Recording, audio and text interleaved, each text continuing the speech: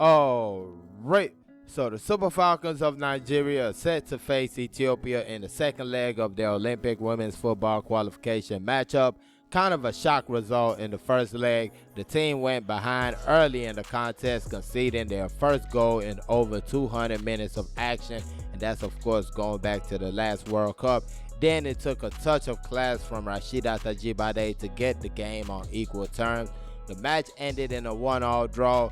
There were a couple of contentious moments at the latter stages of the game. We'll definitely get into more about that first leg tie, but more importantly, this video we're going to be previewing the second leg against Ethiopia.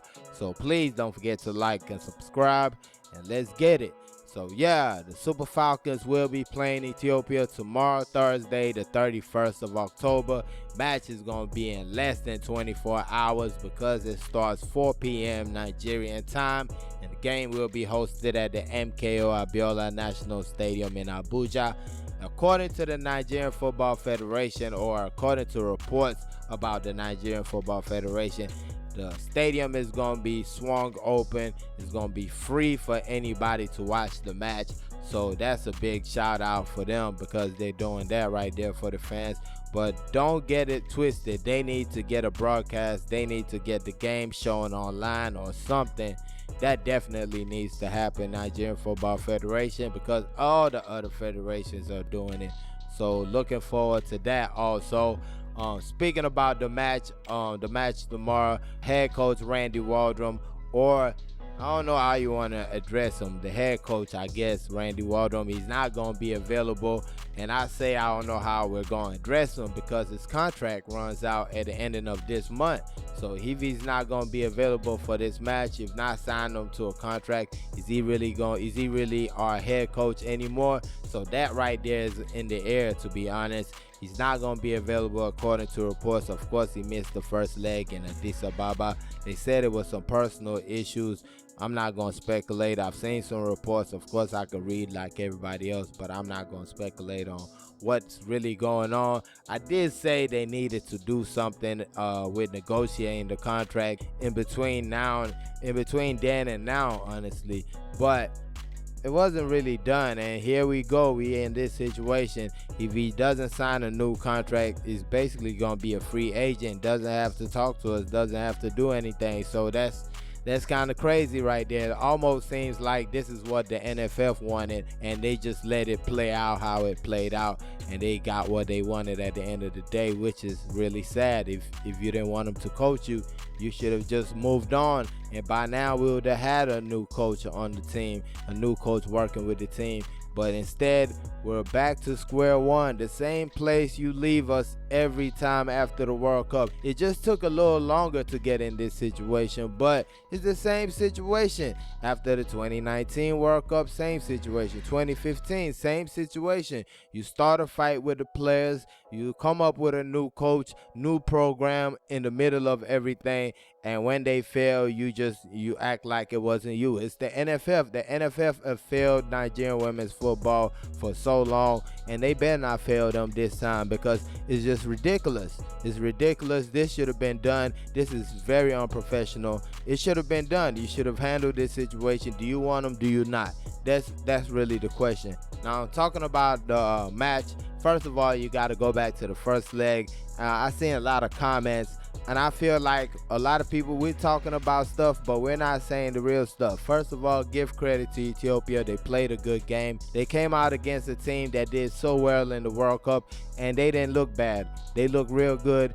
They didn't look perfect. They didn't look like they were better than us or anything, but they stayed in that game. They competed, and you have to give them credit for that. They competed. They got themselves in some good positions, but to be honest, it was shooting, decision making, and things like that that didn't help them. Outside of that, I felt like they played a good game. People are talking about altitude, but I guess it only works for certain players. When you don't like a player, the altitude is not the problem. But when you like a player, yeah, the altitude is the reason why they didn't play so good. Now, I'm definitely not discounting the fact that altitude could have come into play, but at the end of the day, this is part of the task at hand. So we really can't be putting that up there as the reason why. Now, speaking of excuses, we did have those two situations at the ending of the match. You had the penalty that wasn't given, then you had the goal that was chalked off. I feel like for the goal, you got to think about the camera quality. Yes, they did a great job of giving us the game start to finish. You got to credit the Ethiopian Football Federation, but it wasn't the best quality in the camera, to be honest. Especially at that moment, you really can't see too much. You see the player going up for the ball, but you really can't see what's going on beneath and all that. You really can't see that. And the angles given, you only get one replay, so you get one angle basically from the whole situation. And I felt like it could be a lot of things. It could be that they really didn't know what happened. Like a lot of people, when the goal was scored and canceled, nobody really knew what the call was. And it also could be that whoever's running it is Ethiopian, and they're like, hey, we got away with one. I'm not going to show you the replay. So I'm thinking it could be either one of those. But at the end of the day, you see the player going up, getting the head on the ball. It seems like crossing into the box. The other player jumps with Ifeoma Onumonu. Doesn't seem like she was close to the box. Not that close to the box. So that's where I see the offside from. But either way it goes, we got to let that all go and forget about that situation. Focus on the match. And of course, we got to improve some things going into the second leg. The first goal conceded, the only goal conceded, it was just horrible on our part. A set piece, we missed the header, we couldn't get our lines cleared, and they get the ball into the back of the net. Real cheap, real easy goal scored. So we definitely have to improve in that regard. We've done so well in the past games on set pieces, but that right there, we still got to go back to the drawing board and keep on working the way it seems right there.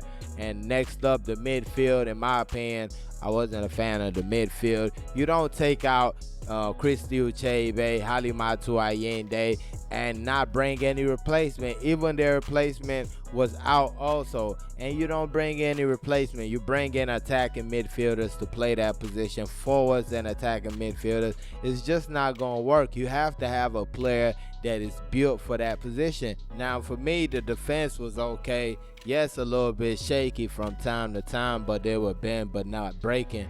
Then you have the attack. A lot of people have been criticizing the attack, mainly Cicero Shwala, and I don't even understand y'all anymore. It's just ridiculous. It's completely ridiculous that people are talking about the best player that has ever come out this continent like this. It's just crazy. I mean, it's like some of y'all are just making up stuff now. I mean, I see comments, people saying she's out of shape, saying she is slow. I mean, she's lost pace. She's not 20 anymore. She's not 19 anymore. Yes, she's lost pace. For you to say that she's out of shape and slow, I mean, what game are you really watching? Now, with that being said, I feel like the one change or the one player I would like to see come into the team would be Rinsola Babajide. She did so good when she came in for the last match, and I feel like she might have done enough to earn a start in this match. So looking forward to that. But I really feel like the midfield situation kind of had an effect on our attackers. Our midfielders had to do so much off-ball work. They had to do so much fighting in the midfield. They really couldn't do much creativity when it came to attacking. So the attackers were pretty much on their own. Long balls, wayward passes, things like that. It just wasn't working out for us all together on the day. So I wouldn't say that there's a single player that you point out and say, if this player wasn't there, we would have won the match or we would have played much better. I don't think that's what the situation is. Now, when you get into the match, I just feel like we got to get the business done. We can't come down there looking down on these people. We can't be expecting to walk over them. We got to go out there and get the job done from start to finish. We got to play the game like we really want to win this game. We can't just be playing it like we know we're going to win or we should win. We got to come out there with a real objective of winning the game. We got to hit them hard early, and let's hit them hard, and let's see if they can withstand it. Let's see if after conceding 1 goal or 2 goals, they can still keep on playing the good football that they've been playing. Let's see. So let me know your thoughts on this game. Super Falcons of Nigeria taking on Lucy of Ethiopia in the second leg of their Olympic women's football qualification matchup. Let me know your thoughts in the comment section, your thoughts, your predictions, all that good stuff. Let me know in the comment section. And please don't forget to like and subscribe. Thank y'all for watching. Peace.